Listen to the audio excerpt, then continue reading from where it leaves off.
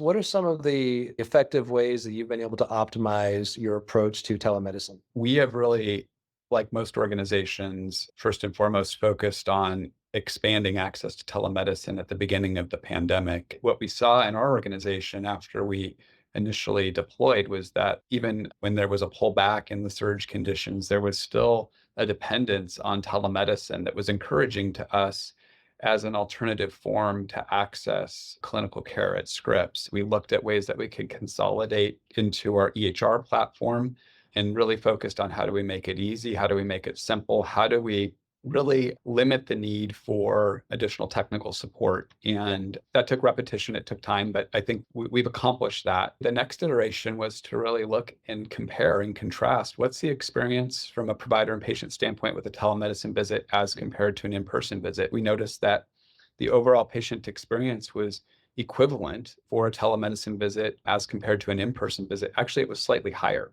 which was encouraging. We noticed that in primary care, over a quarter of our visits continued to be delivered via telemedicine. And then we started to look at individual providers that were delivering disproportionately more care via a virtual visit. We noticed that they were actually organizing their schedules to be able to have dedicated time to deliver telemedicine visits and then have dedicated time to do in-person care. As we started to peel that back further, we started to see those providers were creating opportunities for themselves, opportunities to have more time to focus on administrative or research activities that were important to them. We actually started to build a program around what we call telemedicine block scheduling, and that's really proven itself out. We're growing the program, but we have over about 60 physicians that are doing telemedicine block schedules today.